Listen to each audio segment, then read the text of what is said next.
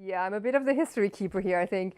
It actually is probably our longest running program. It started in 1995 in the fall.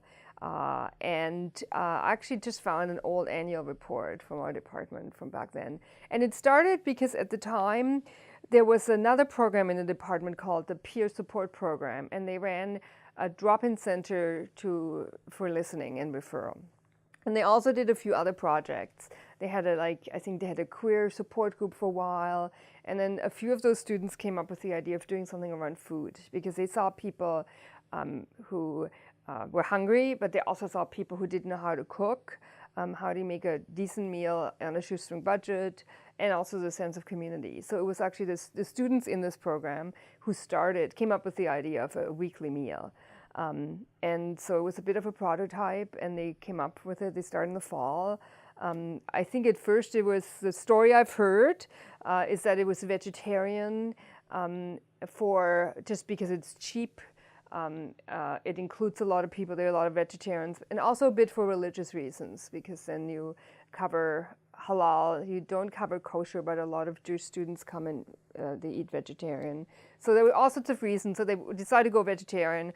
And then the story goes that one time a whole bunch of people came in and they had cream soup that night and they were vegan, and they all walked out. And so then it became vegan.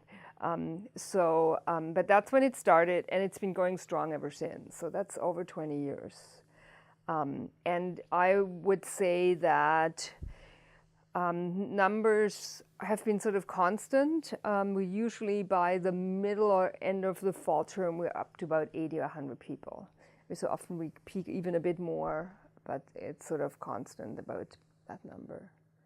Great. Yeah, and I'll tell you a bit more about the history, because it has, in some way it stayed the same. It's a vegan meal.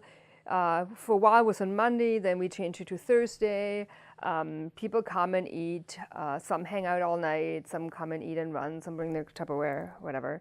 But what has changed is a bit of the structure or how we organize it. So first of all, the location has changed. So we used to cook at Loyola, where we had a full kitchen, and upstairs here we only had a little microwave in a corner and a rice cooker. So we'd bring the food down, it was cooked there, it was transported here, and then we would heat it up in this little microwave, and it's amazing, we functioned. And then we moved at Loyola, and that building was out of commission for us. So then we cooked at a church for a while, at the Erskine and American United Church, which is now the Musée des Beaux-Arts. We cooked there, and we actually bought, one of those little red flyer wagons from LLV. They advertise for programs, but little, kids wagon. We bought that, and then that's how they brought the food down. And then we sort of said, this is a key program. It's sort of our main program that really attracts people. It's super important for students. And then the university built us a kitchen. It just all of a sudden somebody said, we'll build your kitchen. And so we got the kitchen with it's still a domestic kitchen. So we have a domestic gas stove and lots of pots and counters. And so now we cook here. And then the other change, and that's been probably about 10 years now. The other change is that at the beginning, it was all done by volunteers. So these students who originally started it, there was in particular one person, her name was Suzanne. Don't remember the last name, but she basically did it. And she told me at one time, she probably spends 15 volunteer hours a week. And then when she graduated, we still worked with volunteers.